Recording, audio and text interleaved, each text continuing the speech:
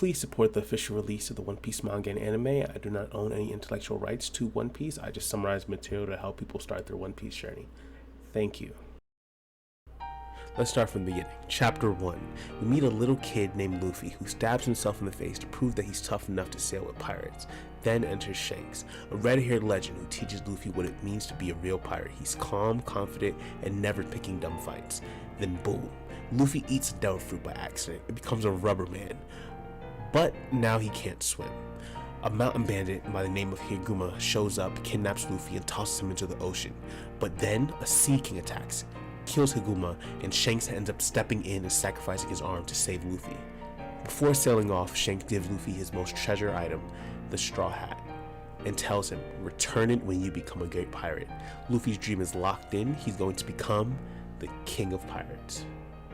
New and important characters meet in this chapter: Monkey D. Luffy, Red Hair Shanks, Ben Beckman, Lucky Roo, Yasopp, Makino, and Mayor Woosla. Alright, let's keep it rolling. One Piece Chapter 2. They call him Straw Hat Luffy. Fast forwarding about 10 years, Luffy's first voyage is rough. He's stuck in a barrel after a whirlpool wrecks his tiny boat. We found some random pirates, but before they can celebrate, we meet a cowardly villain of the week, Alvida, the self-proclaimed most beautiful woman of the seas. This chapter also introduces Kobe, a timid captain boy who dreams of joining a navy, but is terrified of Alvida. Now Luffy pops out of the barrel like a rubber cannonball, knocks out Alvida's crew, and tells Kobe straight up, if you want something, you gotta fight for it. Kobe's inspired by Luffy's confidence and finally starts to stand up for himself. New characters we meet are Kobe and Alvida.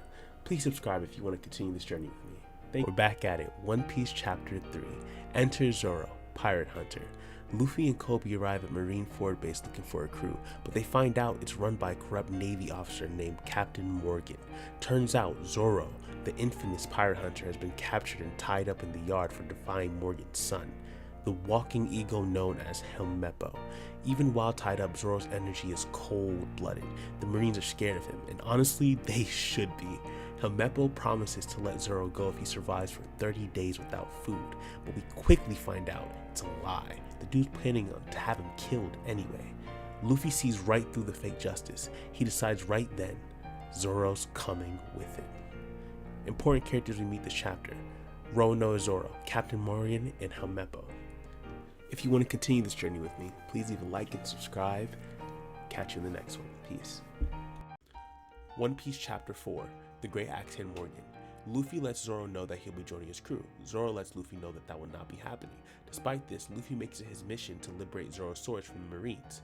Helmeppo runs to Axehand Morgan hoping for backup. Instead, Morgan hits his own son across the face, showing how cruel and power obsessed he is. Furthermore, he calls for the execution of the girl that brought food to Zoro while on the execution post. Luffy infiltrates the Marine base, kidnaps Helmeppo, forcing him to show him where Zoro's swords are kept. In the background, Kobe tries to free Zoro on his own.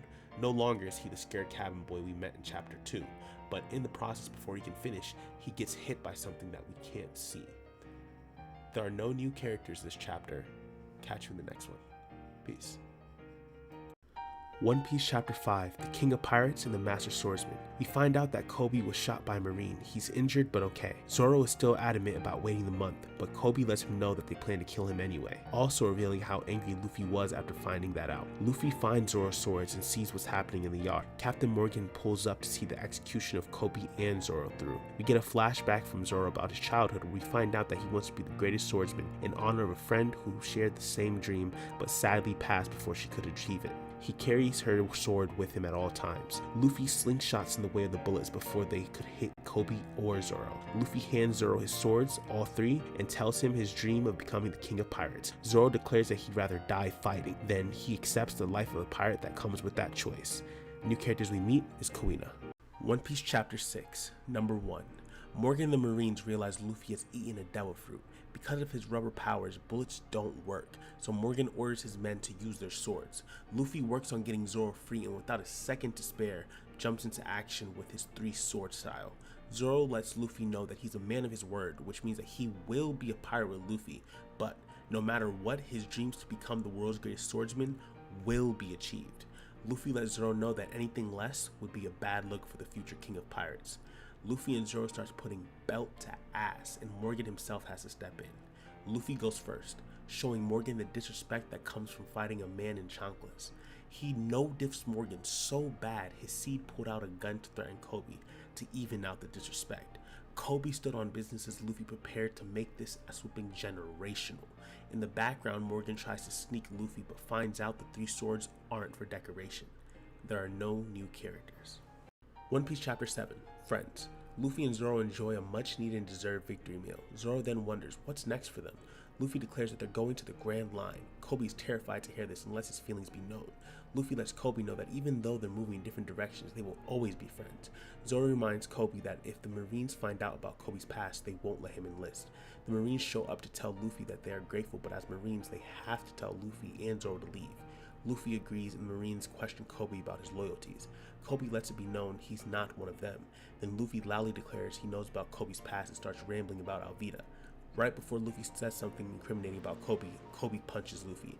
Luffy roughs up Kobe until Zoro pulls him off. The Marines see this as an indicator that they're not friends and tells him to leave. The lieutenant tells Kobe that he can join the Marines.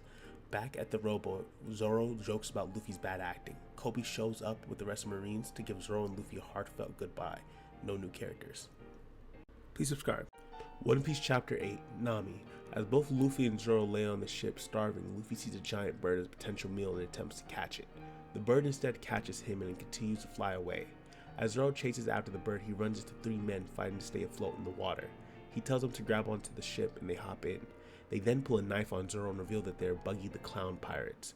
Zoro punishes them for their stupidity and forces them to row. Zoro asks how they got stranded and we find out that they got robbed by an orange-haired girl. They speak of their fear of being punished by their boss, Buggy the Clown, a feared pirate with the devil fruit. We then see the girl running away from Buggy pirates and we find out she stole a map of the Grand Line also. At the same time, the bird gets shot at and drops Luffy on this altercation. The girl manipulates Buggy's men into picking a fight with Luffy, who disposes of them quickly. She then introduces herself as Nami, a pirate robber. New characters we meet this chapter, Nami. Please subscribe.